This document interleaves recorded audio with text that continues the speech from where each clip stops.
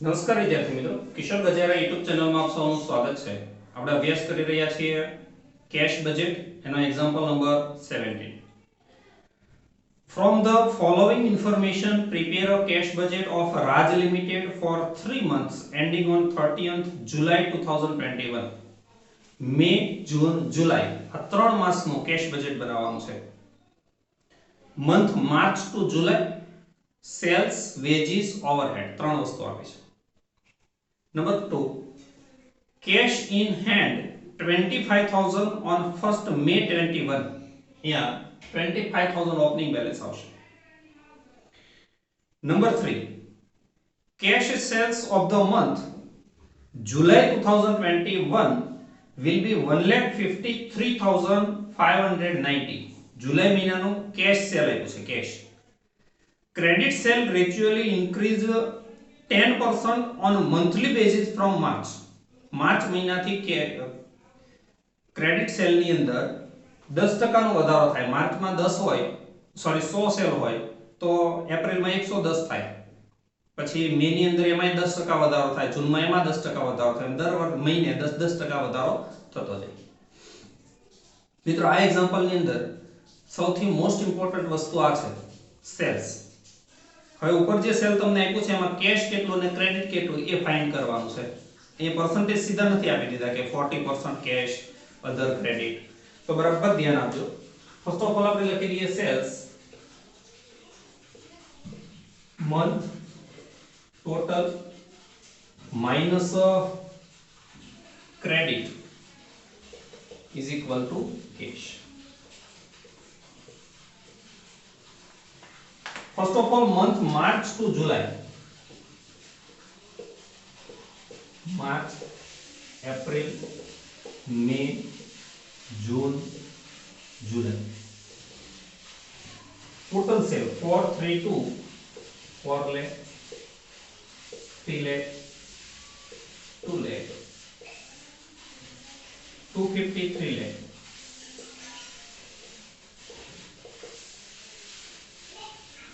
તમને cache cell આપી દેવામાં આવ્યું છે જુલાઈ મંથનું 153,590. અહીંયા 1,53,590. જો તમે 3 લાખમાંથી 1,53,590 માઈનસ કરો તો ક્રેડિટ સેલ જુલાઈનું મળે, જે હશે 146,410. 1,46,410. આ બંનેનું ટોટલ કરો એટલે 3 લાખ થાય. હવે ક્રેડિટ સેલનો નિયમ એવો છે કે દર મહિને 10% વધતું જાય. સપોઝ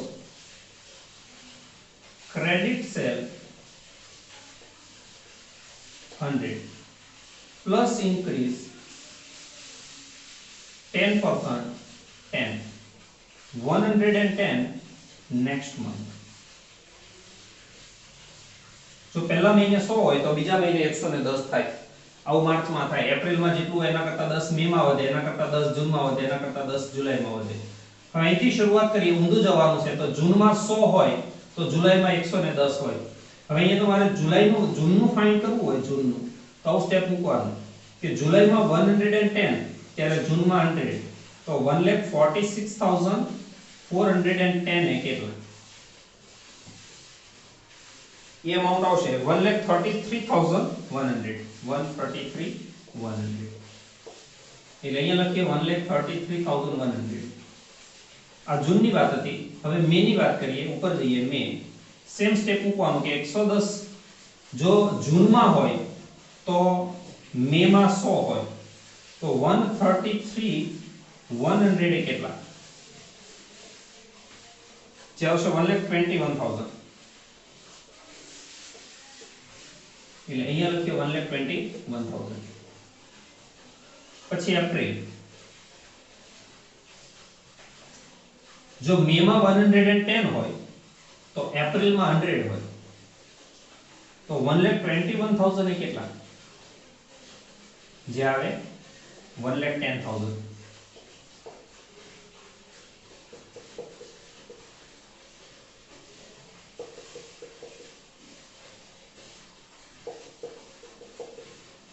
હવે માર્ચ માટે સ્ટેપ મૂકીએ.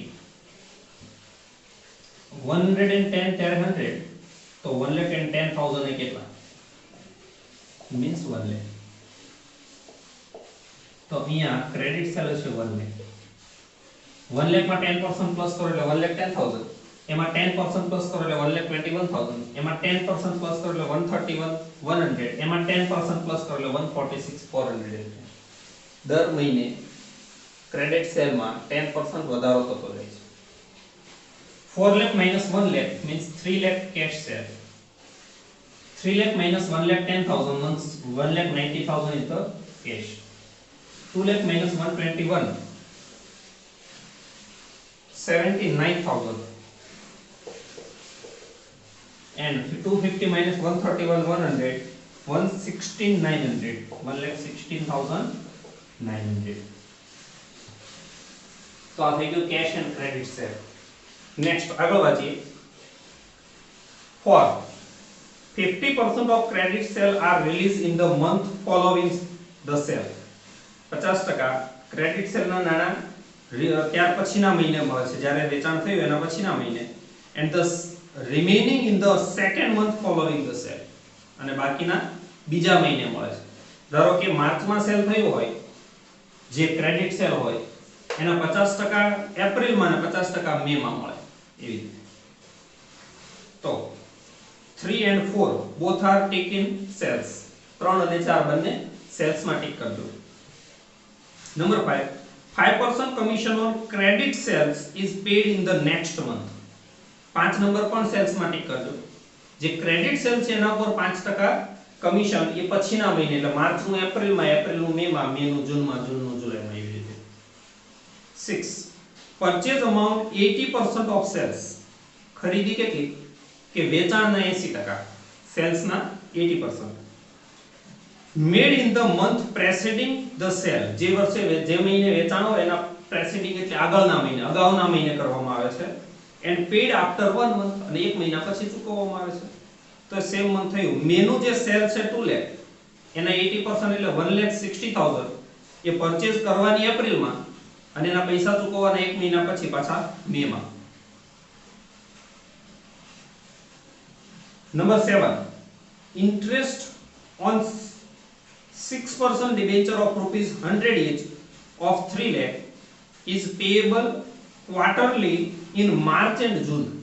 જો અહીં આપણે માર્ચ તો નથી પણ જૂન છે, એટલે 3 lakh into 6% into 3 month, quarterly એટલે 3 month જે આવે તે જૂનના પેમેન્ટમાં લખાશે. અને આમાં જ ટિક કરજો. 6 નંબરને પણ હવાલામાં જ ટિક કરજો. 8, depreciation per month amounts to rupees 10,000 included in overheads. એટલે ઓવરહેડ માં 8 નંબર ટિક કરજો. એ જે ઓવરહેડ છે એમાંથી 10,000 ડેપ્રિસિએશન માઈનસ કરી અને પછી ઓવરહેડ ચૂકવવાના. ડેપ્રિસિએશન એ અનકેશ એક્સપેન્સીસ છે. ડેપ્રિસિએશન કોઈને રોકડમાં ચૂકવવાનો હોતો નથી.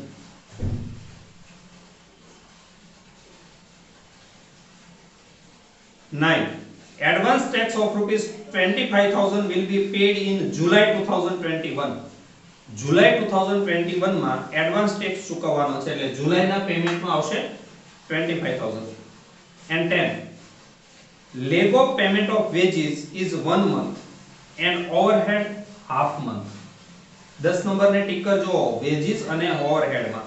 વેજીસ 1 મહિના પછી અને ઓવરહેડ અડધા મહિના પછી ચૂકવવામાં આવે છે. First of all, number 2, cash on hand on 1st May 2021, 25,000. Cash sales receipt માં લખીએ. Cash sale May 79,000, June 116,900 and 1,53,590. Cash sale. Then collection.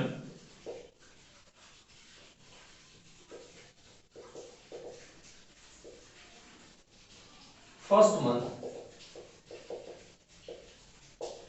and second month. જે ક્રેડિટ સેલ છે એના 50% પછીના મહિને, ફર્સ્ટ મંથ એટલે કે વેચાણ પછીના મહિને અને બાકીના 50% ત્યાર પછીના બીજા મહિને સેકન્ડ મંથમાં મળે છે, જેની અમાઉન્ટ આવશે 55,000, 60,500 and 66,550. And second month 50,000, 55,000, 60,500.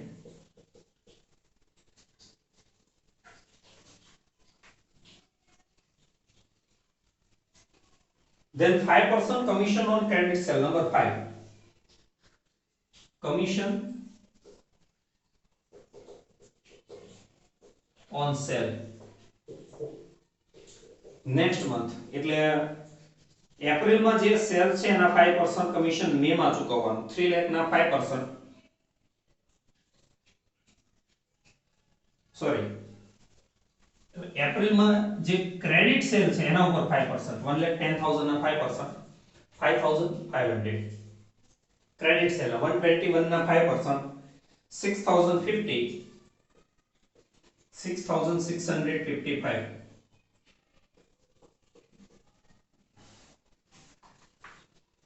Then purchase, જે સેલ છે એના 80% પરચેઝ એક મહિનો અગાઉ કરવાનું અને પૈસા એક મહિનો પછી ચૂકવવાના. એટલે 2 લાખ ના 80% એ એપ્રિલમાં પરચેઝ થાય અને એક મહિના પછી એટલે પાછા મે માં ચૂકવવાના થાય. એટલે 2 લાખ ના 80% 1,60,000, 250 ના 80% એટલે 2 લાખ અને 3 લાખ ના 80% 2,40,000. Debenture interest 3 lakh into 6% into 3 month in June. March and June, पर मार्च महीनो આપણે છે નહીં એટલે જૂન માં આવશે 4,500.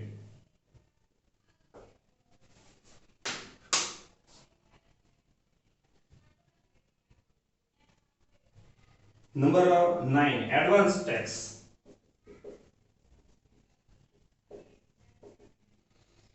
$25,000 in July.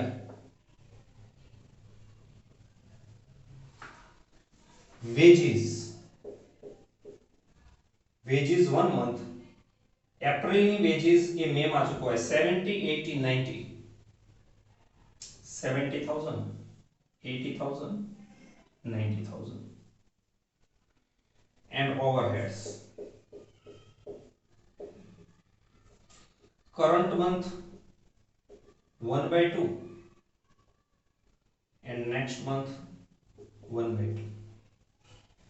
First of all જે overhead છે એમાંથી 10,000 depreciation minus કરવાના અને પછી current month first of all May 60,000 માંથી 10,000 minus કરો એટલે 50,000 અને 1/2 એટલે 25,000 આવશે. 50,000 માંથી 10,000 minus કરો એટલે 40 divided by 2 એટલે 20,000 and again 25,000. નેક્સ્ટ મંથ ની વાત કરીએ તો એપ્રિલ ની અંદર જે 50,000 છે એમાંથી 10,000 માઈનસ કરો એટલે 40,000 અને એ 40,000 ના ડિવાઇડેડ બાય 2 એટલે 20,000. પછી 60,000 માંથી 10,000 માઈનસ કરો એટલે 25,000 અને આ 20,000. મીન્સ 45,000 દરેક મહિને આવશે. સીધા લખી દો તો પણ ચાલે. Okay. Total payment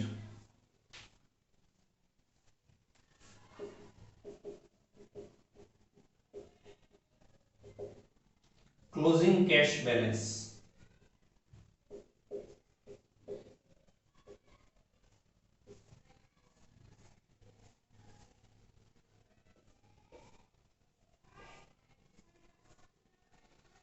total receipt